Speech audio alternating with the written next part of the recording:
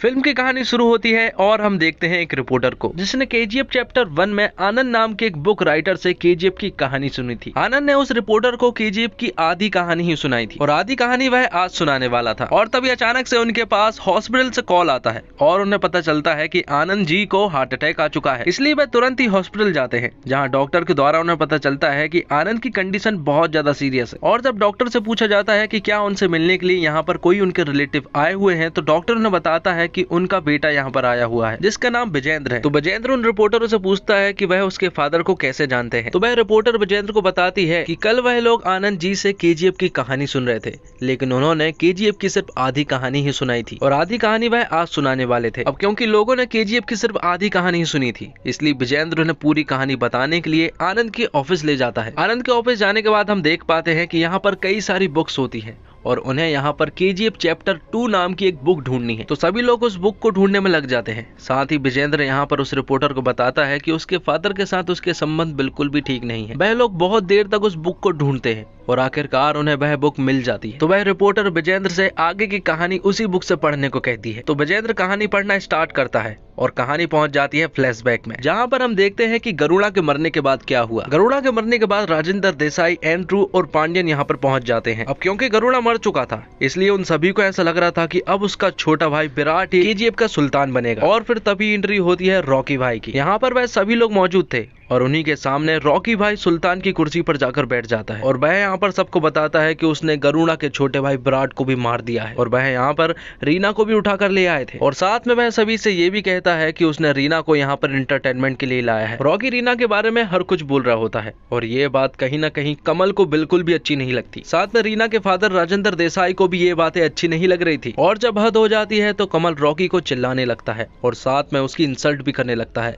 ये बात कहीं ना कहीं रॉकी भाई को बिल्कुल भी पसंद नहीं आती है, इसलिए वह तुरंत ही कमल को जान से मार देता है। मारने को तो वो इन सभी लोगों को भी मार सकता था, लेकिन इस कारोबार को बढ़ाने के लिए उसे उनकी जरूरत थी। आगे हम फरमान नाम के एक लड़के को देख पाते हैं जिसके हाथ में गन थी और वह केजीएफ में ही काम करता है। यहाँ पर उसकी माँ जब उसके हाथ में गन देखती है तो वह तुरंत ही उससे मना करती है कि वह इन सबसे दूर रहे, लेकिन फरमान उनसे कहता है कि 4 दिन पहले वह लोग क्या थे। रॉकी भाई ने उनकी पूरी की पूरी जिंदगी बदल कर रख दी है। दरअसल केजीएफ में रहने वाले जितने भी लोग हैं वह सभी लोग रॉकी भाई को खुदा मानते हैं। अगले सीन में हम रीना को देख पाते हैं जैसे रॉकी ने जबरदस्ती अपने घर लेकर आ गया था और ये सब चीजें रीना को बिल्कुल भी अच्छी नहीं लग रही थी। आगे हम रॉकी को केजीएफ की जेल में एक आदमी से मिलता हुआ देख पाते हैं और वह आदमी कोई और नहीं बल्कि बनारम है। बनारम गरुड़ा का एकदम खास आदमी था। केजीएफ की पूरी सिक्योरिटी बनारम के हाथ में ही थी और केजीएफ के सभी लोगों को ऐसा लग रहा था कि रॉकी ने बनारम को मार दिया है, जबकि उसने उसे जेल में बंद कर दिया था। जिसके बाद अगले सीन में हम देखते हैं कि केजीएफ के कई सारे लोग गन चलाना सीख रहे थे, लेकिन उनके निशाने बिल्कुल भी ठीक नहीं थे। जिन लोगों ने केजीएफ में सालों से सिर्फ मजदूरी की हो, वह गन चलाना एकदम से कैसे सीख सकते हैं। और फिर तभी वहां पर रॉकी बनारम को लेकर आता है और बनारम को देखकर केजीएफ के सारे लोग डर जाते हैं। बनारम की हथकड़ियां खोलकर उसे गन दी जाती है। दरअसल रॉकी ने बनारम को मना लिया था और अब वह फिर से केजीएफ की सिक्योरिटी संभालने के लिए राजी हो गया है। वह यहाँ पर कहता है कि आउटपोस्ट 1 पर उसे 300 लोग चाहिए, क्योंकि वह एक मेन गेट है, इसलिए हमें वहां पर ज्यादा से ज्यादा सिक्योरिटी रखनी होगी। रॉकी यहाँ पर अपनी एक आर्मी बिल्डअप कर लेता है और वहां के मजदूरों को सैनिक के रूप में बदल देता है। रॉकी को यहाँ पर पता चलता है कि केजीएफ में सिर्फ एक माइन नहीं है, बल्कि यहाँ पर तो 9 माइंस है और वह उन सारे 9 सेक्टर को ब्लास्ट करवा देता है। दरअसल यहाँ पर सूरवर्धन ने सिर्फ एक सेक्टर को खोला था और उसमें से ही कई सारा सोना निकल आया था, इसलिए उसने बचे हुए 8 सेक्टर के बारे में किसी को भी कुछ नहीं बताया था, क्योंकि उनकी तो एक सेक्टर से ही पूर्ति हो चुकी थी। लेकिन रॉकी भाई ने यहाँ पर पूरे के पूरे 9 सेक्टर को खोल दिया है और उन सभी से अब सोना निकालने लगा है। अब कई सारे सेक्टर खुल जाने के बाद केजीएफ के कई सारे मजदूर फैक्ट्री में अंदर जाने से डर रहे थे, क्योंकि उन्हें आज भी उस फैक्ट्री के अंदर के दर्दनाक लम्हे याद है। और तभी वहां पर रॉकी आता है और तुरंत ही उस फैक्ट्री के अंदर चला जाता है। जिसे इस तरह जाता देखकर सारे मजदूर भी रॉकी के पीछे पीछे उस फैक्ट्री के अंदर चले जाते हैं। आगे हम देखते हैं कि रॉकी भाई के घर पर कुछ बच्चे खेल रहे होते हैं और इन्हें इस तरह से शोर करता हुआ रीना उन्हें चिल्लाने लगती है। दरअसल वह बच्चे दिन भर सिर्फ रॉकी भाई के बारे में ही बात किया करते हैं। अब क्योंकि रीना को केजीएफ के बारे में स्टोरी नहीं मालूम है कि आखिर रॉकी ने केजीएफ में किया क्या था, इसलिए वह बच्चे रॉकी भाई की स्टोरी सुनाते हैं कि आखिर उसने केजीएफ में क्या क्या किया था। आगे हम फरमान को देखते हैं जो कि अपनी अम्मी के पास आता है। दरअसल फरमान उन 300 लोगों में था जो आज आउटपोस्ट 1 पर वहां पर सिक्योरिटी के लिए जा रहे थे। तो उन 300 लोगों को आउटपोस्ट 1 पर सिक्योरिटी के रूप में तैनात कर दिया जाता है। है। दूसरी तरफ राजेंद्र देसाई सेट्टी के पास कॉल करता है और उसे बताता है कि गरुड़ा मर चुका है और वहाँ का नया राजा रॉकी बन चुका है और अब रॉकी पूरे इंडिया का सुल्तान है। साथ में राजेंद्र देसाई सेट्टी से ये भी कहता है कि वह इनायत खलील के कांटेक्ट में रहे। दूसरी तरफ केजीएफ में दिन रात माइनिंग चल रही थी, लेकिन इसके बावजूद रॉकी उनसे कहता है कि उसे और सोने की जरूरत है। और जब वह कुछ बॉक्स उठा रहे थे तो वहाँ पर अधीरा की तलवार गिरती है और उस तलवार को देखकर केजीएफ के लोग ऐसे डर जाते हैं जैसे उन्होंने खुद अधीरा को देख लिया। बनारम रॉकी को बताता है कि अधीरा एक ऐसा इंसान था जो कि केजीएफ पर राज कर सकता था। जब सूर्यवर्धन केजीएफ का राजा था तब अधीरा ने ही केजीएफ की पूरी सिक्योरिटी को संभाला था और वह अकेला ही एक फौज के बराबर है। बनारम रॉकी से ये भी कहता है कि जब तुमने गरुड़ा को मारा था तब अधीरा अगर होता तो वह इस केजीएफ को कभी भी नहीं ले पाता। अब हमें आउटपोस्ट बंद दिखाया जाता है जहां पर अधीरा अटैक कर देता है। वहां पर तैनात 300 लोगों को अधीरा के लोग मार देते हैं। वहां पर एक ब्रिज भी था जिसे फरमान जला देता है। इसके बावजूद अधीरा उसी आग में जलते हुए ब्रिज क्रॉस करता है और फरमान के पास आता है। फरमान अधीरा से कहता है कि उस अकेले ने ही उसके लोगों की नाक में दम कर दिया है। तो सोचो रॉकी भाई क्या करेंगे। अब एंड्रू राजेंद्र देसाई के पास आता है और राजेंद्र देसाई से वह कहता है कि वह केजीएफ वापस ले सकते हैं। उन्हें बस किसी तरह से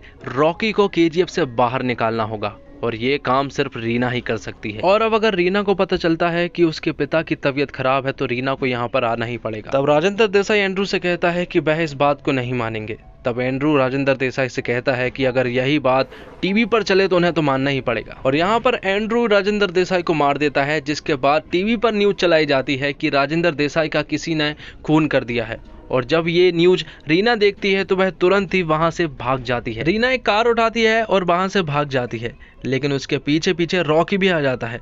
लेकिन यहाँ पर कुछ लोग होते हैं जो कि रीना को किडनैप कर लेते हैं और ये लोग गरुड़ा के ही आदमी थे। रॉकी उनके अड्डे पर पहुंच जाता है जहाँ पर एक तगड़ी फाइट दिखाई जाती है, लेकिन तभी ऊपर हम देखते हैं कि अधीरा खड़ा हुआ था जो कि निशाना लगाकर रॉकी के छाती में गोली मार देता है। अब गरुड़ा के लोग अधीरा से मिल चुके थे और अधीरा यहाँ पर रॉकी को नहीं मारता है। साथ में अधीरा रॉकी से ये भी कहता है कि वह केजीएफ के लोगों को दिखाना चाहता है कि उनके भगवान की क्या हालत हुई है और जब केजीएफ के लोग रॉकी को इस हालत में देखेंगे तो उनका डर फिर से वापस आ जाएगा। और होता भी कुछ यूं है, जब केजीएफ में रॉकी को यहाँ पर लाया जाता है तो केजीएफ के लोग रॉकी को अधमरी हालत में देखकर पूरी तरह से टूट जाते हैं। दूसरी तरफ हमें पीएम पांडियन को दिखाया जाता है जिसकी सत्ता पलटने वाली है।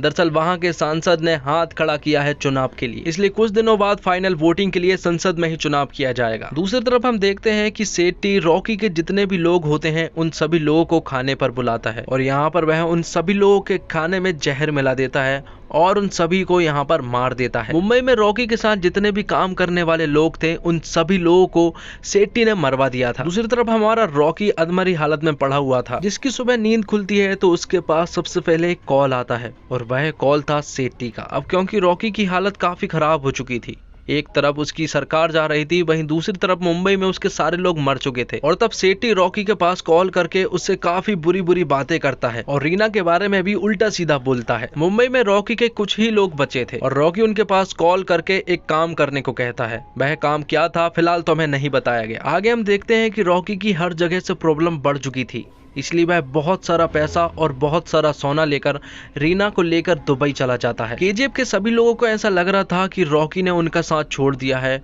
और वह अधीरा से डरकर भागने लगा है, क्योंकि उन्होंने देखा था कि रॉकी बहुत सारा पैसा लेकर गया है, तो उन्हें ऐसा लग रहा था कि रॉकी अब वापस नहीं आएगा। दरअसल यहाँ पर हमें पता चलता है कि रॉकी इनायत खलील से मिलने के लिए आया था और वह इनायत खलील से एक मीटिंग रखता है। मीटिंग के दौरान हमें पता चलता है कि रॉकी यहाँ पर इनायत खलील के साथ बिजनेस करने के लिए आया था। वह यहाँ पर एक डील रखता है। वह उससे कहता है कि वह साउथ अफ्रीका से गोल्ड लाकर दुबई लाते हैं और दुबई से इंडिया भेजते हैं, जिसमें रिस्क ही रिस्क है, लेकिन वह साउथ अफ्रीका से डायरेक्ट ही गोल्ड लाकर दुबई लाएगा और दुबई से इंडिया। इसमें रिस्क जो भी होगा वह उसका होगा। लेकिन इनायत खलील रॉकी से कहता है कि वह बहुत ज्यादा लेट हो चुका है, क्योंकि एक तरफ तो पांडियन की सरकार गिरने वाली है और वहां पर रमिका सेन की सत्ता आने वाली है, वहीं दूसरी तरफ अधीरा पूरी की पूरी फौज लेकर केजीएफ की तरफ बढ़ रहा है। मतलब कि रॉकी का शासन तो खत्म होने वाला है। साथ में इनायत रॉकी से ये भी कहता है कि उसके इंडिया में बहुत सारे दोस्त हैं, हर एक राज्य में दोस्त है, और यही दोस्त अगर रॉकी भी बनाता तो शायद आज उसकी ये हालत ना होती। और इनायत जब ये सारी बातें कर ही रहा होता है कि तभी उसके पास एक कॉल आता है और इनायत को पता चलता है कि जितने भी इंडिया में उसके दोस्त हैं उन सभी पर छापा पड़ चुका है और उन सभी लोगों को मार दिया गया है। और जिन लोगों ने इनायत के साथ वाले लोगों को मारा है वह कोई और नहीं बल्कि रॉकी के साथ वाले लोग थे, जिसने लास्ट बार फोन करके उन्हें इसी काम के लिए बोला था। और साथ में वह इनायत खलील से कालाशनिकोव नाम की ढेर सारी गन्स ले लेता है। और जब अधीरा अपने पूरे जोश के साथ केजीएफ की तरफ बढ़ रहा था तब उन्हें बीच में ही रॉकी रोक लेता है और उनके ऊपर एक जोरदार अटैक कर देता है। उस अटैक में अधीरा के कई सारे लोग मारे जाते हैं और अधीरा भी बहुत ज्यादा घायल हो जाता है। लोगों को लग रहा था कि इतना सारा पैसा लेकर रॉकी कहां पर जा रहा है। दरअसल उसने कालाशनिकोव नाम की ढेर सारी गन्स को उन्हीं पैसों से खरीद कर यहाँ पर लाया था। लेकिन यहाँ पर रॉकी अधीरा को मारता नहीं है बल्कि वह उसे छोड़ देता है। और जब अधीरा ने रॉकी को मारा था तब अधीरा ने रॉकी से कहा था कि उसने सिर्फ एक कदम बढ़ा के साम्राज्य को हासिल किया है। लेकिन यहाँ पर रॉकी अधीरा से कहता है कि घड़ी में 2 कांटे होते हैं, जिसमें एक बड़ा वाला कांटा टिक टिक टिक टिक कर 60 मिनट तक पहुंचकर 1 घंटे को क्रॉस करता है। लेकिन उसमें ही एक और कांटा होता है जो कि सिर्फ 5 कदम रखकर ही 1 घंटे को पूरा कर लेता है और वह वही कांटा है। ये सारी प्रॉब्लम तो सॉल्व हो चुकी थी, लेकिन अभी एक और प्रॉब्लम थी और वो प्रॉब्लम थी कि पांड्यन के हाथों से सरकार जा रही थी। इसलिए वहां पर वह लोग जाते हैं और उन सभी लोगों को डरा धमकाकर संसद में हाथ खड़ा ना करने देते हैं, जिसके कारण चुनाव नहीं होता है और पांड्यन पीएम की कुर्सी पर बरकरार रहता है। दूसरी तरफ अधीरा की हालत बहुत ज्यादा गंभीर हो चुकी थी, क्योंकि जो ब्लास्ट हुए थे उन ब्लास्ट से उसके छाती और उसके शरीर में कई सारे घाव हो चुके थे और वह कड़ उसके शरीर में भी जा चुके थे। लोहे का एक बड़ा भाग उसके छाती पर भी लगा हुआ था, जिसे वह निकालने से मना करता है और कहता है कि इसे मत निकालना। लेकिन डॉक्टर उससे कहता है कि अगर वह लोहे का टुकड़ा उसके शरीर से नहीं निकाला तो बहुत दर्द होगा। तो अधीरा उससे कहता है कि होने दो दर्द, ये दर्द उसे हमेशा उसकी याद दिलाएगा। और अब रॉकी भाई पहुंच जाते हैं मुंबई और वह पहुंचते हैं सेठी के अड्डे पर। अब क्योंकि सेठी ने रॉकी से काफी बुरा भला बोला था, इसलिए अब पूरा का पूरा बदला रॉकी भाई सेठी से लेने वाले हैं। उसे ये बुरा नहीं लगा कि रॉकी के बारे में उसने हर कुछ बोला, जबकि उसे तो बुरा इस बात का लगा कि उसने रीना के बारे में उल्टा सीधा बोला। अब कुछ दिनों के बाद पांड्यन रॉकी से कहता है कि अभी तो हमने हमारी सरकार बचा ली, लेकिन आगे रमिका सेन की सरकार अगले चुनाव में जरूर खड़ी होगी और वही जीतेगी। अब कहानी 3 साल बाद 1981 में शिफ्ट होती है, जहां पर हम देख पाते हैं कि रमिका सेन की सरकार बन चुकी है।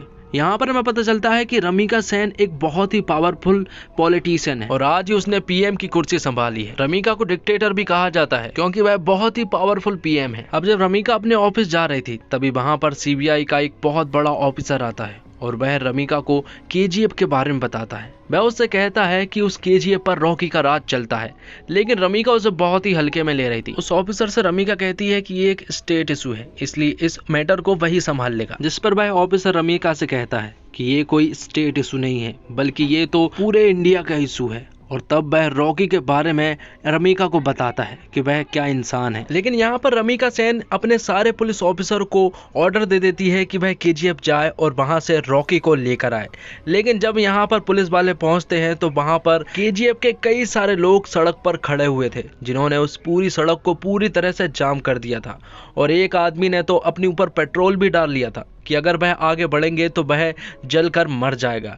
इसलिए वहां के सारे पुलिस वाले तुरंत ही वापस हो जाते हैं। आगे हमें दिखाया जाता है कि जो केजीएफ पहले केजीएफ थी अब वह नहीं रही है, बल्कि वह तो अब बहुत ज्यादा डेवलप हो चुकी है। आगे हम देखते हैं कि केजीएफ की फैक्ट्री में कई सारे लोग काम कर रहे होते हैं और उन्हीं में से एक आदमी चोरी छुपे वहां की तस्वीरें ले रहा होता है और इसलिए जब उसकी चोरी पकड़ी जाती है तो उसे तुरंत ही रॉकी के सामने बिठाया जाता है। वह आदमी रॉकी से कहता है कि वह एक सच्चा रिपोर्टर है और वह उसके सारे करतूतों को दुनिया के सामने रखेगा। तो रॉकी उसे उसका कैमरा वापस देता है और साथ में कुछ कॉपीज भी देता है और उससे कहता है कि किसी की भी कही सुनी बातों पर विश्वास ना करे। उसे पूरी आजादी है कि वह इस फैक्ट्री में घूमे और सिर्फ वही लिखे जो कि यहाँ पर सच में हो रहा है। अब रमिका को पता चला है कि रॉकी के देश में बहुत सारे अड्डे हैं और वह यहाँ पर स्मगलिंग करता है, इसलिए वह तुरंत ही रॉकी के अड्डों पर छापे पड़वाने लगती है। रमिका यहाँ पर कई सारी जगहों पर छापे पड़वाती है, लेकिन उन्हें वहां पर कुछ भी नहीं मिलता। और एक जगह कंफर्म न्यूज मिली थी कि वहां पर तो कई सारा सोना मौजूद है और जब वह वहां पर जाते हैं तो उन्हें वहां पर एक छोटा सा सोने का टुकड़ा मिलता है। अगले सीन में हम देखते हैं कि दुबई से ढेर सारी गन्स आई थी और वह आदमी रॉकी भाई को बारी बारी से उन सारी गन्स के बारे में बता रहा होता है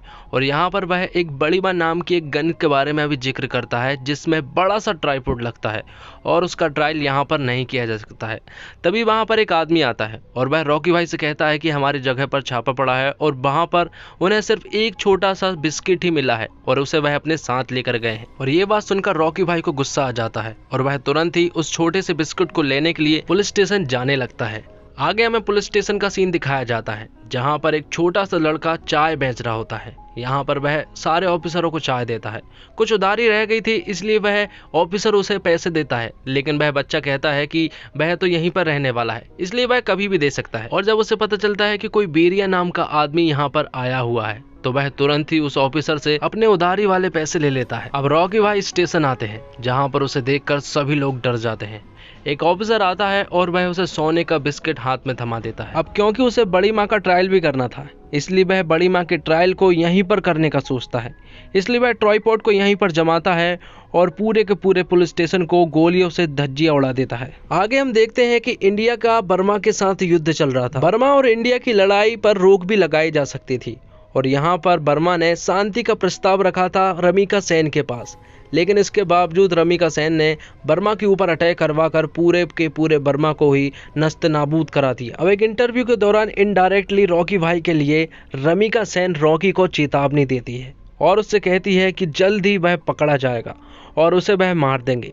दरअसल अभी तक उन सभी लोगों ने रॉकी का चेहरा तक नहीं देखा था, ना ही उनके पास उसकी कोई फोटोग्राफ थी। आगे हम देखते हैं कि एंड्रयू अधीरा के पास जाता है और उससे आगे की प्लानिंग के बारे में पूछता है, लेकिन यहाँ पर अधीरा उसे बताता है कि उनके पास दो रास्ते हैं केजीएफ के अंदर घुसने के और वह दोनों ही बहुत ही ज़्यादा घातक है। उन्हें कोई तीसरा रास्ता ढूंढना होगा जिससे कि वह बिना खतरे के केजीएफ के अंदर जा सके। और उसने केजीएफ के कई सारे लोगों को यहाँ पर पकड़कर लेकर आ गया था और ये लोग वही लोग थे जो कि केजीएफ की फैक्ट्री में काम किया करते थे, जिनसे काम निकलवाने के बाद अधीरा उन सभी को मरवा देता है। आगे हम देखते हैं कि केजीएफ में ढेर सारी माइनिंग होना शुरू हो गई थी जिससे केजीएफ के कई सारे लोग घायल होना भी शुरू हो गए थे। यहाँ पर उसका चाचा जो है वह रॉकी से कहता है कि गरुणा और तुम में कोई भी अंतर नहीं है, वह भी लोगों को मार रहा था और तुम भी लोगों को मार रहे हो। तो रॉकी उसे एक फ्लैशबैक की स्टोरी सुनाता है जिसमें एक आदमी को दिखाया जाता है जो कि दारू लेने के लिए ठेके पर आया हुआ था, लेकिन उसके पास पैसे नहीं थे इसलिए वह आदमी उसे दारू देने से साफ इनकार कर देता है।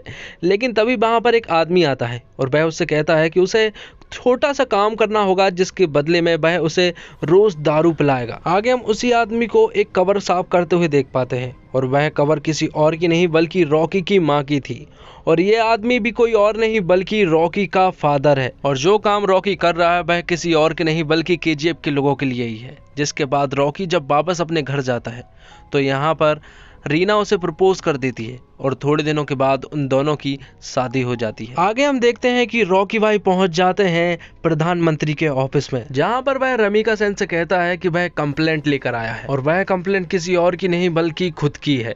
वह उससे कहता है कि इलीगल तरीके से उसने केजीएफ में माइनिंग कराई है और मनी लॉन्ड्रिंग के केस में वह उसे अंदर कर सकते हैं, इसलिए उसे अरेस्ट कर लो।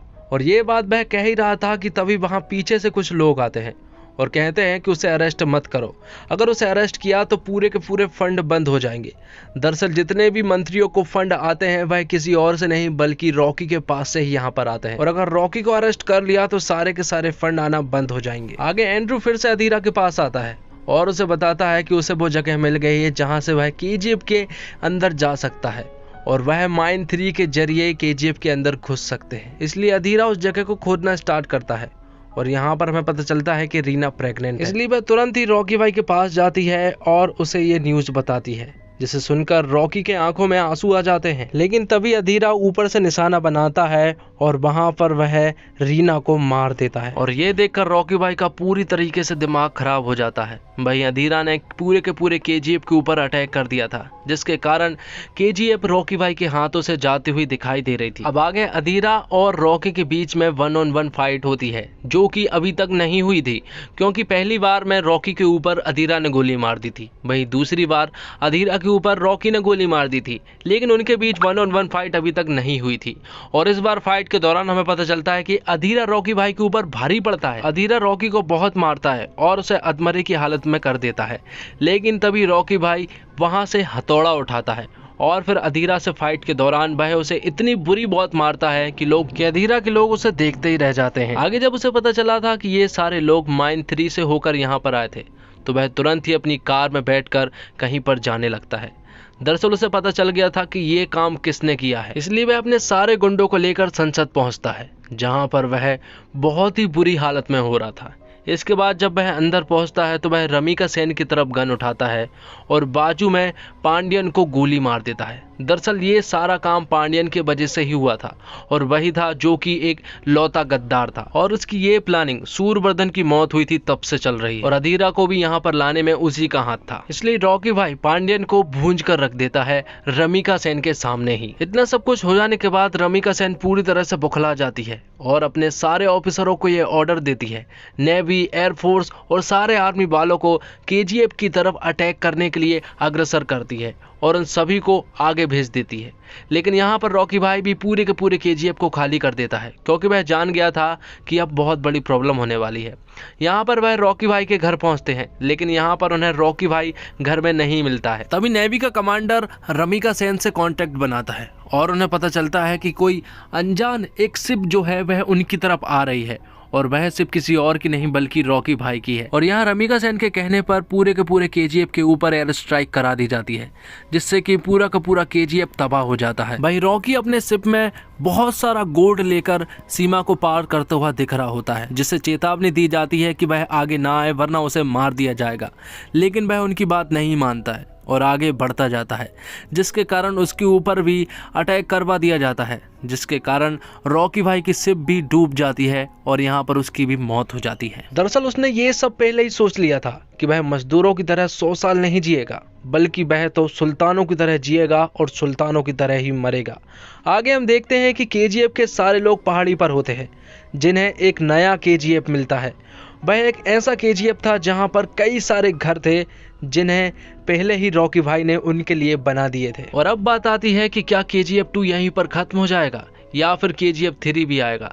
तो यहाँ पर मैं आपको बता दूं दोस्तों कि केजीएफ 3 का आना भी एकदम तय है, क्योंकि यहाँ पर जो रिपोर्टर है वह कहता है कि वह अपने तरीके से रॉकी भाई के बारे में बताएगा कि वह कैसे जिया था। तो लास्ट के पोस्ट क्रेडिट सीन में रमिका सेन को एक ऑफिसर बताता है कि जो सोना ओशियन सी में गया है वह 20,000 फीट नीचे है और उसे निकालना नामुमकिन है। साथ में हमें यहाँ पर यह भी पता चलता है कि 1978 से 1981 तक रॉकी ने 16 देशों में खतरनाक क्राइम किए हुए हैं, इंक्लूडिंग यूएसए, और वहाँ के CIA ऑफिसर आज इंडिया आए हुए हैं और वह ये सारी बातें यहाँ रमिका सेन को बताते हैं। और लास्ट में हम देखते हैं कि जब एक नौकर आनंद के ऑफिस की साफ सफाई कर रहा था तो उसे वहाँ पर एक और बुक मिलती है और उस पर लिखा हुआ था केजीएफ चैप्टर 3। इसका मतलब ये हुआ दोस्तों कि केजीएफ चैप्टर 3 का आना तो एकदम तय है। तो दोस्तों केजीएफ 2 एक धुआंधार सीक्वल है जो 2018 से शुरू हुई और कहानी को एक सेटिस्फैक्शन तरीके से खत्म करती है। हालांकि एक चीज है जो थोड़ी सी खटकती है, फिल्म में बाकायदा एक सीक्वेंस है जहां बताया जाता है कि रॉकी जो कर रहा है वो क्या कर रहा है। राजा कृष्णप्पा वेरिया के रॉकी भाई बनने की वजह बताई जाती है कि वो अनकन्विंसिंग लगती है। केजीएफ 2 अपने छोटे से छोटे मूवमेंट को एलिवेट करने की कोशिश करती है और अधिकतर मौके पर सफल भी होती है। बैकग्राउंड स्कोर और सिनेमेटोग्राफी इसमें फिल्म की मदद करते हैं। फिर आते हैं वेल कोरियोग्राफ एक्शन ब्लॉक्स जो यश के स्वैगर के साथ घुल मिलकर स्लीक और स्टाइलिश लगते हैं। फिल्म में एक सीन है जहां रॉकी लड़ाई के दौरान अपना पुराना हथियार हथौड़ा उठा लेता है। वहां एकदम अपना रॉकी थॉर से कम है क्या वाली फीलिंग आती है। कोलार गोल्ड फील्ड के लोगों को गरुड़ा के अत्याचार से बचाने के लिए रॉकी ने उसका मर्डर किया था, मगर वो लोगों के साथ वही चीज कर रहा है जो गरुड़ा करता था।